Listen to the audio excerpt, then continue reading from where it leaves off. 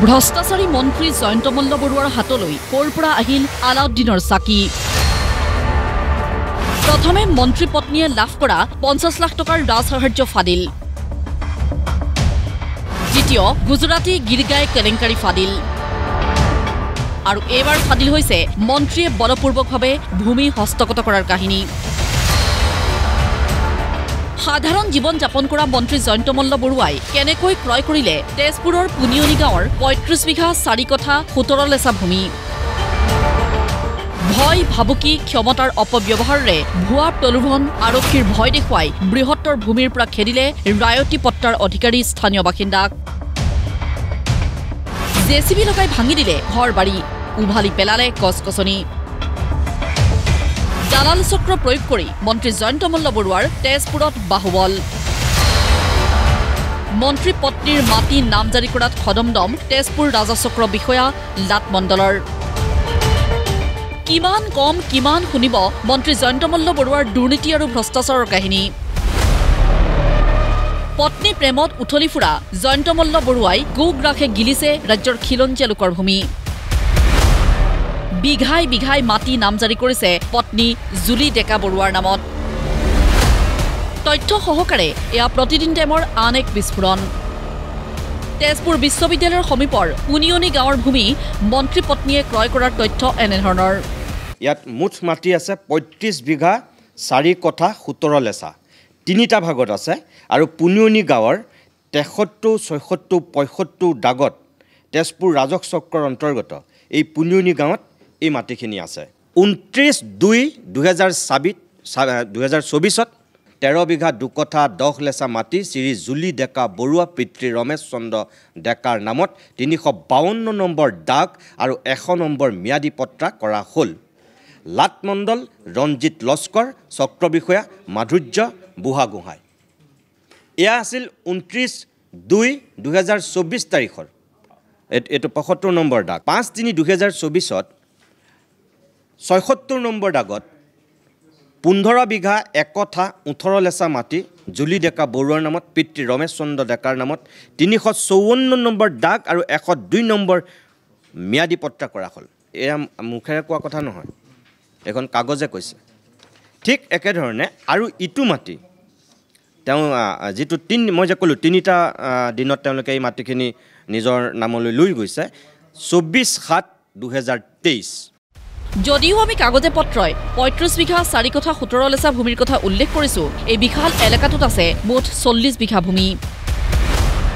কথা হ'ল মন্ত্ৰী পত্নীয়ে ক্ৰয় কৰা বৃহত্তৰ ভূমিত ৰায়তী পট্টা থকা 35ৰ পৰা 40টাকৈ আদিবাসী পৰিয়ালে দশক দশক ধৰি বাস কৰি আহিছিল। কিন্তু একাংশ দালালৰ দ্বাৰা মন্ত্ৰী জয়ন্ত মল্ল বৰুৱাৰ দাবী ধমকিত শংকিত স্থানীয় বাসিন্দা।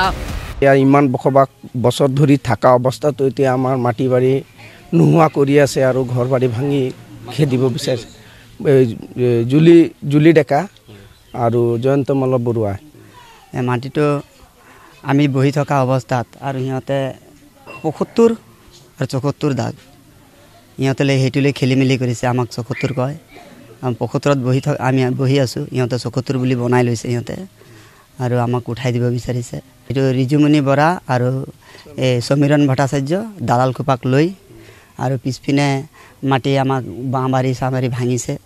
মন্ত্ৰী জয়ন্ত মল্ল বৰুৱাই একাংশ দালালৰ দ্বাৰা আৰক্ষীক ব্যৱহাৰ কৰি কিদৰে ভূমি হস্তগত কৰিলে শুনক স্থানীয় লোকৰ মুখেৰেই। আমাৰ যিমান বাঁহৰ বাৰী আছিলে, তামোল বাৰী আছিলে, এইবিলাক ভাঙি চিঙি এইটো দখল কৰি লৈছে মাটি। এতিয়া আমাকে উঠাবলৈ দি আছে, আমাক মাটি নিদিয়ে। ক'ত দিব? 1 কঠা মাটি দিম, ইহঁতে বোলে আমি বোলে দখল কৰি লৈছোঁ, আমি বোলে বেছি দিনত বহা নাই। আমাৰ খাউৰতেতো 200-150 বছৰ হৈ গ'ল ইয়াত বহি আছে। বাউণ্ডেৰী চাউণ্ডেৰী দিছে, পুলিচ তুলিচ লৈ আহিছে, আমাক মানে পূৰা জোৰ ধমকি দিছে, তোমালোকে ইয়াত নাহিবা, মাৰি দিম, কাটি দিম। ইপিনে বাঁহবাৰীত লগাই দিছে, JCB লগাই দিছিলে, JCB লগাই দিছে, ঘৰত ভাঙি দিম বুলি কৈছে। মাৰাৰ কাৰণে ধমকি দিছে আমাক, ইয়াৰ পৰা উঠাই দিম তহঁতক, তোমালোকে ইয়াৰ পৰা ক'ত যাব লাগে তোমালোকে যোৱা, তোমালোকক মাটি নিদিওঁ। হাৰাশাস্তি কৰি আছে, ধমকি চমকি দি আছে, ইয়াৰ পৰা মাটি বাৰী ঘৰ চৰ ভাঙি খেদিব বিচাৰি আছে। 71 চনৰ পৰা ৰায়তী পট্টাৰ দ্বাৰা বাস কৰি থকা ভূমিৰ গৰাকী আছিল বিখ্যাত কালীচৰণ ভট্টাচাৰ্য পৰিয়ালৰ। কিন্তু বাসিন্দাসকলে তৰা গোচৰত বিবদমান হৈ থকা ভূমি কেনেকৈ ক্ৰয় কৰিলে মন্ত্ৰী জয়ন্ত মল্ল বৰুৱাই।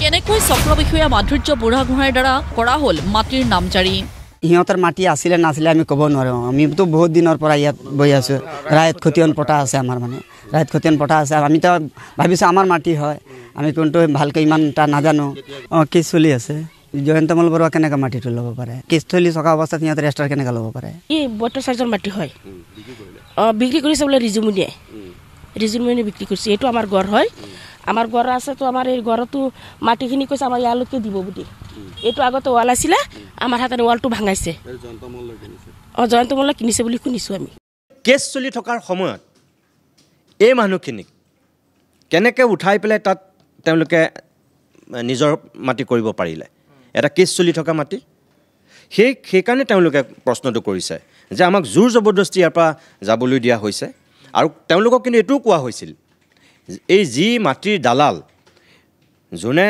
জয়ন্তমল্ল বৰুৱাৰ এই মাটিখিনি বিক্ৰী কৰিছে তেওঁলোকে কথা দিছিল যে বেলেগ এটা মাটি দিব তেওঁলোকক তাৰ বিনিময়ত তেওঁলোকক সুকীয়া মাটি দিব বুলি কৈছে আমি কোৱা নাই কিন্তু এতিয়ালৈকে তেওঁলোকক সেই মাটিও দিয়া হোৱা নাই প্ৰতিদিন টাইমৰ মুখ্য সম্পাদক নীতুমণি শইকীয়াই মন্ত্ৰী জয়ন্তমল্ল বৰুৱাৰ আন এক দুৰ্নীতিৰ অধ্যায় জনতাৰ সন্মুখলৈ আনি মুখ্যমন্ত্ৰী বিজেপিৰ ৰাষ্ট্ৰীয় তত্ত্বাৱধায়ক আৰু ৰাজ্যিক বিজেপিৰ সভাপতিক জনালে আহ্বান মুখ্যমন্ত্ৰী হিমন্ত বিশ্ব শৰ্মাৰ প্ৰতি আহ্বান এইটোৱেই যে এই ভ্ৰষ্টাচাৰী মন্ত্ৰীবিলাকক আপুনি সোঁৱে বাৱে লৈ যি ক্লিন চাৰ্টিফিকেট দিয়াৰ ব্যৱস্থা কৰিছে অসমৰ মানুহে চাই আছে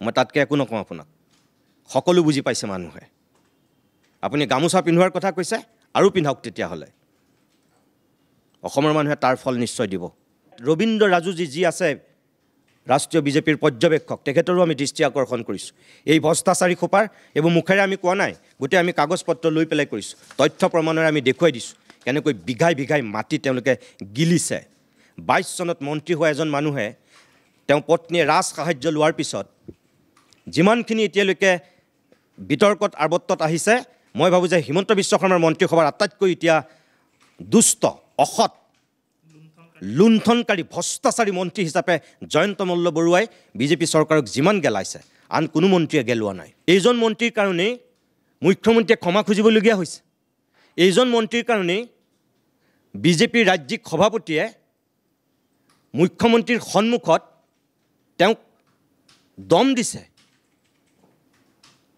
মণ্ডল প্ৰেচিডেণ্ট সলাবলগীয়া হৈছে